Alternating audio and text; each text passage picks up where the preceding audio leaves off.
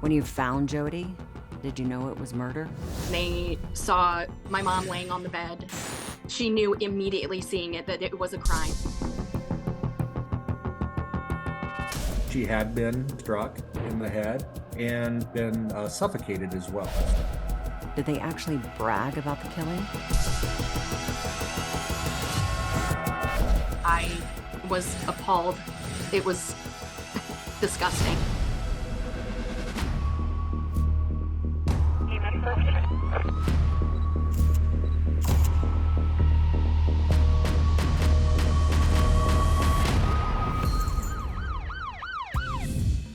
Hi, I'm Nancy O'Dell. Today's Crime Expose takes us to Palo, Iowa. A wife and mother of a blended family was found dead in her own home. A last-minute camping trip set the stage for an intruder to strike her down. Police uncovered digital evidence that shocked even veteran investigators and nailed a killer. Palo, Iowa is a small farming community outside of Cedar Rapids. 58-year-old Jodie Bevans, a registered nurse, had stayed home while the rest of the family went camping. My mom was a nurse. She was a healer, was very dedicated to her job. She always put her patients first. That was why she was not there that first night, was she had to work. She was going to be coming Friday night to join us at the campground. Strangely, Jodie didn't show up for work that day and never arrived at the campsite. When Jodie's family was unable to reach her, they returned home, worried what they might find. There was a lot of concern. It was very out of her character, not showing up for work and not showing up for camping. We knew that there was something wrong. We had no idea what we were going to walk into, but we knew it wasn't going to be anything good at that point. I had received a phone call from the sergeant who was on duty. He responded to a welfare check at a house out in the country. The people that had called in said the lady that lived there, Jodie Bevans, was supposed to be at work and hadn't shown up. I work for the state homicide unit. We were notified by the Benton County Sheriff's Office that there was a suspicious death at a little farmhouse. My sister and my dad got to the house and the front door was locked, so they had to break in through a window. And that was when they saw my mom laying on the bed. My sister is a cop, so she knew immediately that it was foul play and pushed everybody out of the house so that it could be properly investigated. The scene was a little unusual. Almost every member of the family was already there, waiting outside. It becomes a bit chaotic when all the family members are there. Jodie Bevans, a beloved wife and mother, was dead, the victim of a homicide. So how tough was it for you to respond to a potential homicide in your own community? Because I can't imagine that you would ever become immune to this. I've responded to a handful of homicides. Being a small community, you don't get a lot of those. So there's always this sense of dread when you get that kind of a call. And going into the house and seeing her, there was definitely that sense of dread that, yeah, this was probably everything that you wish it wasn't. There was an obvious bruise on the left side of her face, which I have often described as getting punched in the face or struck in the face with an object. You could see that the bruising and swelling had started. And then there were things that just appeared to be staged around her body.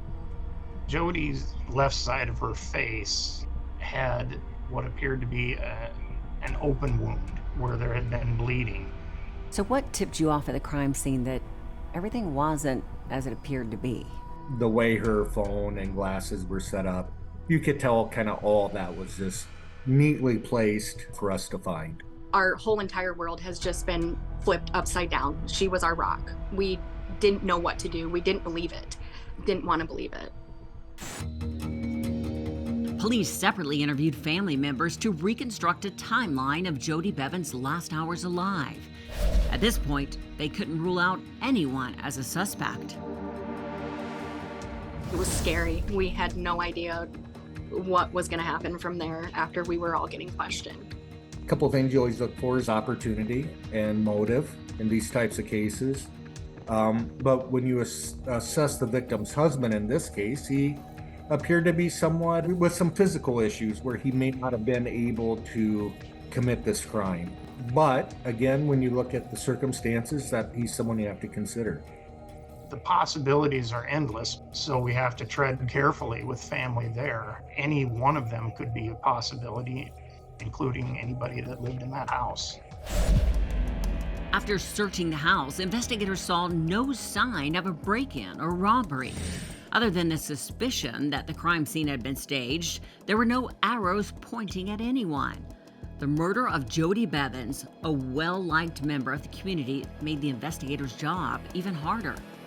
But then, some family members spoke the unthinkable. From the time I stepped out of my car to the time I came into the house, there was lots of whispers in my ear that I need to be looking at Samantha Bevans, which would have been the victim's stepdaughter. She had just been kicked out of the house. It was our understanding that she had a methamphetamine addiction. Jodie was trying to get her cleaned up. We were hearing stories that in the past, Jodie was starting to get scared of her because she was very volatile. There was a boyfriend that was a part of her life that had caused trouble with the family in the past. When they were interviewing us, we all told them the same two names, individually and as a group: Samantha Bevans and Tekoa Talley. Samantha Bevans was my sister. The information sent the investigation into overdrive. Police had identified two suspects, and they needed to speak with them. She actually didn't even believe that Jodie was dead, let alone had been murdered.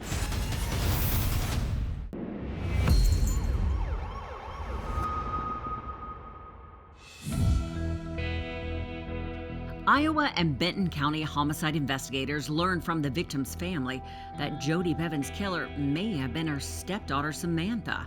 It was a shocking development that stunned the community.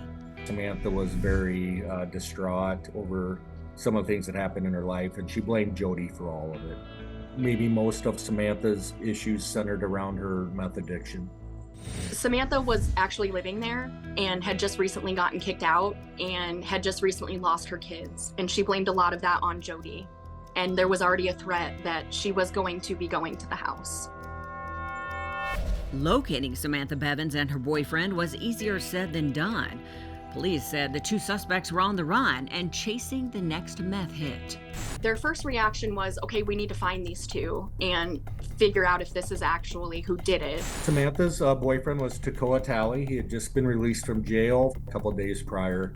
The hard part with people like that, with Tekoa and Samantha and their lifestyle, was they were often homeless. They would often bounce between drug houses, that sort of thing. You two were sisters in a blended family. So what might have led Samantha to do this? Samantha and I were the closest in age. I was the youngest, and her and I were really close. I was always the one that would help her when everyone else was done. She was heavily addicted to meth. She would smoke marijuana and drink. We tracked her down to a hotel at a casino, and myself, Inspector Villada, and another agent went to her door. And for quite a while, she would not let us inside the hotel room. She just stood with the door barely cracked open. She sounded very paranoid.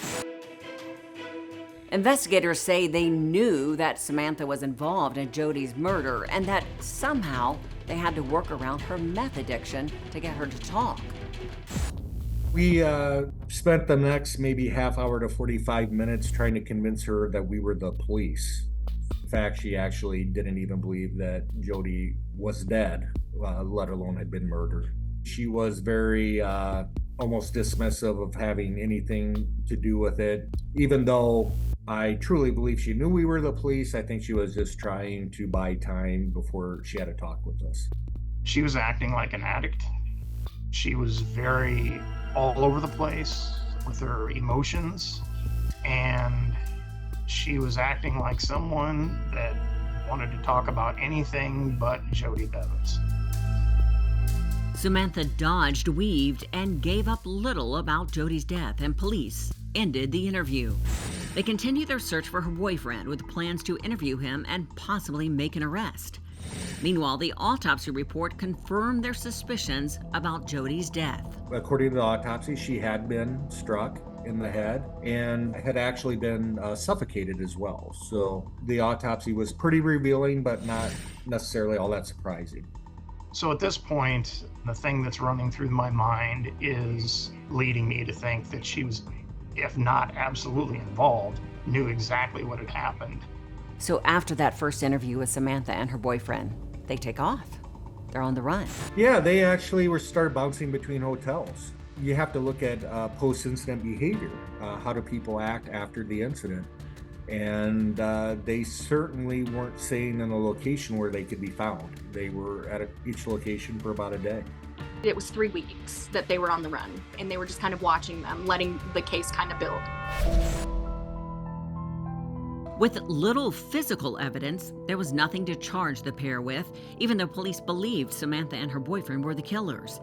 Then, a police subpoena of Samantha's phone, which also tapped into her Snapchat account, blew the case wide open. I was actually sitting at my kitchen table and I hit play on some random video, and this confession plays. And my wife is standing there kind of in shock, as am I, because she's like, "Is that someone confessing to murder that you're playing for me?" Usually, it just doesn't come to you gift wrapped like that. It was a combination of horror and elation at the same time, because you've just gotten the information that you needed. Finding the co-conspirators would prove more difficult than stumbling upon a confession from Samantha Bevans and Toccoa Talley. My sister had just murdered my mom and bragged about it on social media.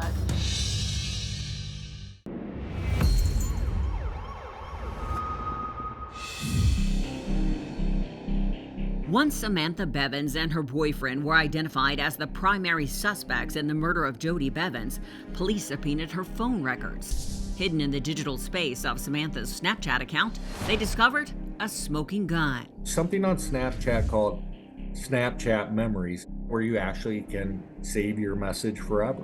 A couple days after the murder, Samantha and Toccoa decided to make a celebratory video, basically saying that they killed Jodie Bevans, and they were actually pretty proud of themselves for doing it. And I'm like, holy cow, I can't believe it. I actually found a confession on a search warrant. I killed her. I killed her myself. And I knew that that's what happened, so good job. We killed her.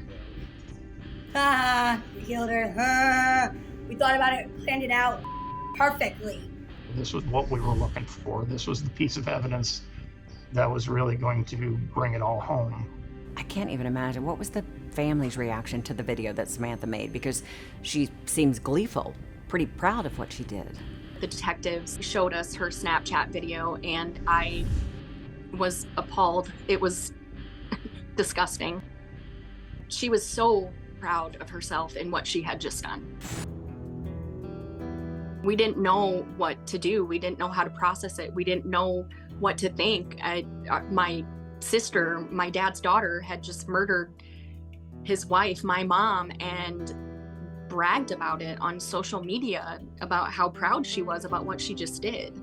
It was traumatizing to see that video. I don't know how you can watch that and say either one of them was being forced into making that. They both seemed relatively at ease and almost happy about it. So the disdain that Samantha showed for Jodie in that video was quite honestly disgusting.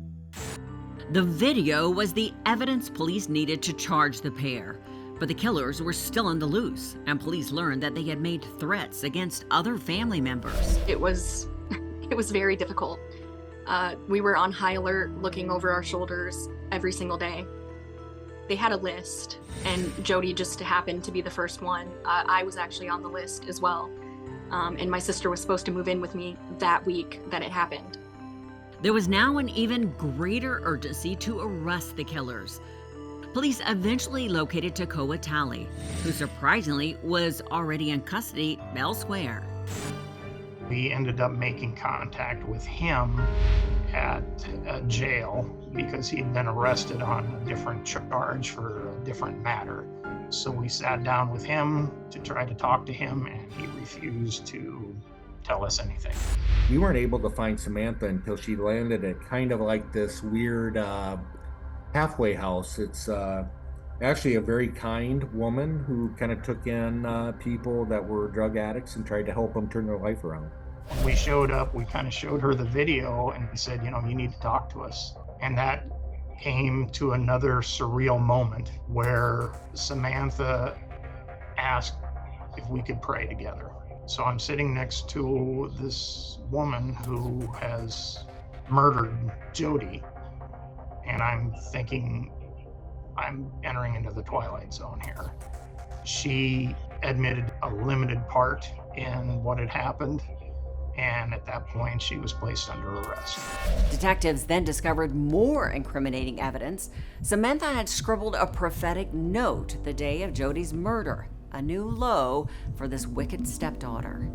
But Samantha had wrote a to-do list for the day of the murder, and the first thing to do that day was kill Jodie. Samantha Bevans and Toccoa Talley were both charged with first-degree murder.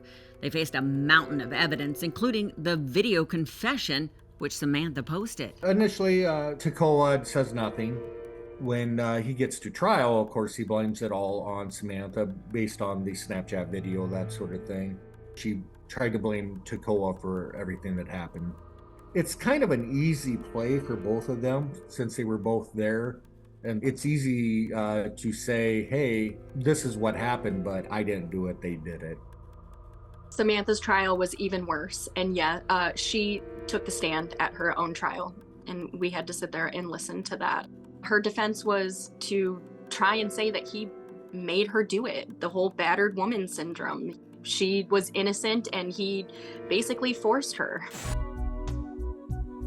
Pointing a finger at each other was Samantha and her boyfriend's only defense, but the jury saw through it. She was a great mom, she was a great grandma. She did everything for everyone and just loved so fully.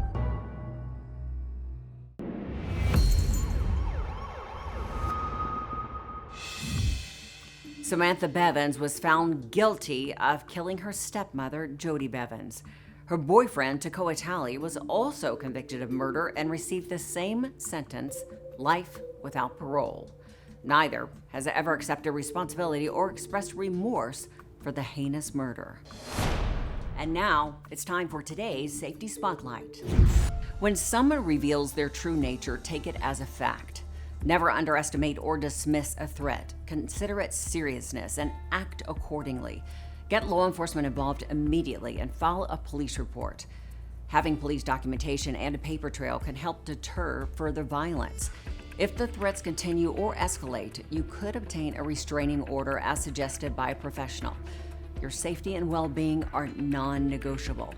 And if you or someone you know is experiencing verbal or physical abuse, the National Domestic Violence Hotline is available 24/7, 365 days a year. Call 1-800-799-SAFE. I'm Nancy O'Dell. For everyone here at Crime Exposé, please join us next time and stay safe.